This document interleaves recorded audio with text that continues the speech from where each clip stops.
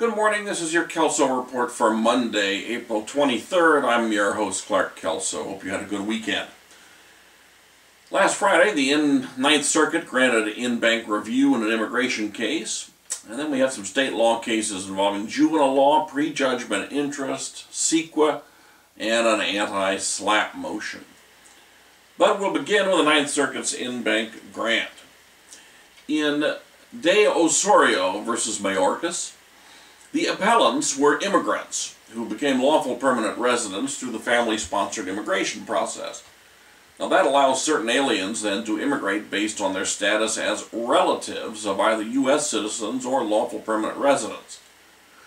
When they began the process, they had children under the age of 21 who would have been eligible to immigrate with them. Unfortunately, the government process took so long that the children turned 21 before their parents were able to immigrate or adjust status.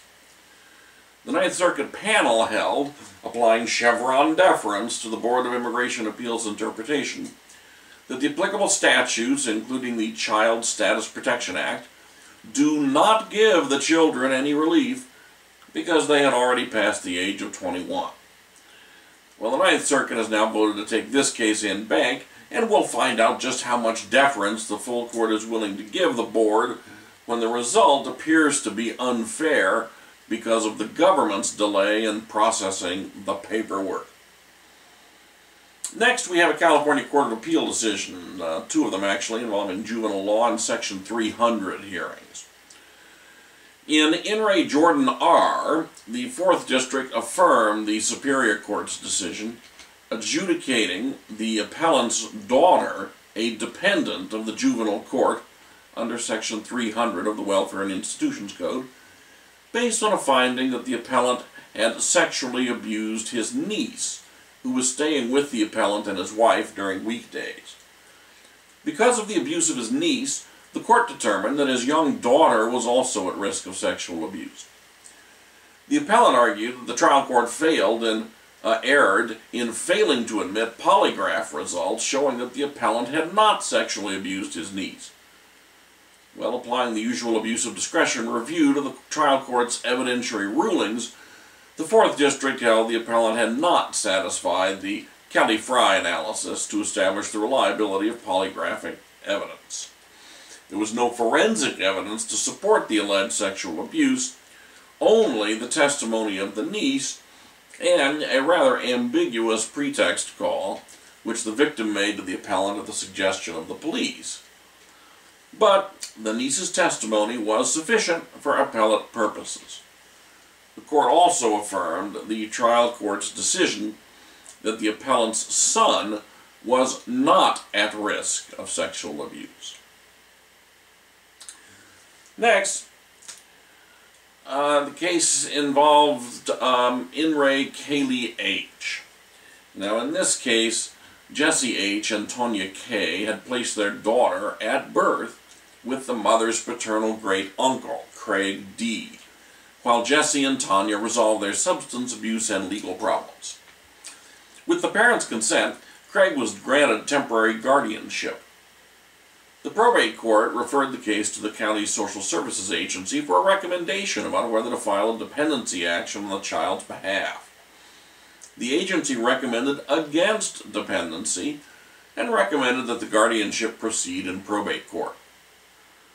Notwithstanding that recommendation, and without making a finding that the child was at risk in the custody of her guardian, the juvenile court ordered the agency to file a Section 300 petition, and the court subsequently made a true finding on that petition, removing the child from parental custody.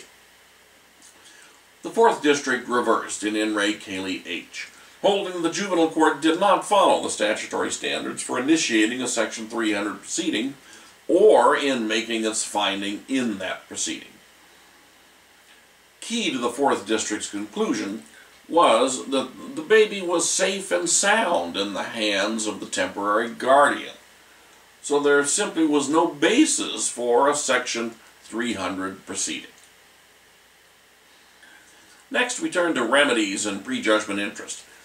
Plaintiffs had brought a class action against the city of Los Angeles individually and on behalf of persons who were overbilled by the city for the costs of emergency response. In particular, the city improperly demanded and collected amounts for fixed costs that did not arise directly from an emergency response to an incident.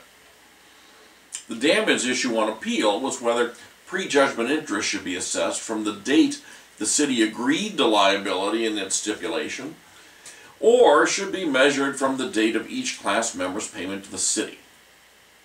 Although the date of the stipulation would clearly be more administratively convenient, a lot less to look at, the Second District held in Collins v. City of Los Angeles that Section 3287 of the Civil Code, which authorizes prejudgment interest, clearly required damages to be assessed from the date of each member's payment to the city, since that date was certain or capable of being made certain by calculation.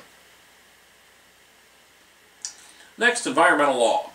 In a victory for negotiated settlements, the First District in Salmon Protection and Watershed Network versus County of Marin held that a public agency and a party disputing the adequacy of an environmental impact report prepared in connection with the adoption of a general plan amendment can agree to toll the limitations period for filing a petition challenging the adequacy of the EIR. In this case, the trial court correctly sustained a demurrer to a complaint in intervention, alleging the untimeliness of the petition that was later filed, when the negotiations prompting the tolling agreements failed to produce a settlement. Next, we have an anti-SLAPP case. Now, over the last half-decade or so, we've seen the anti-SLAPP statute turn into a pretty potent weapon for defendants, as courts interpreted rather broadly the scope of the statute. But not this time in Personal Court Reporters v. Rand, where the Second District affirmed the denial of an anti-SLAPP motion and actually sanctioned the defendants for filing a frivolous appeal. The anti-SLAPP applies only when a lawsuit is based on and arises out of First Amendment protected activities. Well, the dispute between the parties here arose out of a contract for court reporting services where the plaintiff complained the defendants owed a balance of $32,000 plus interest.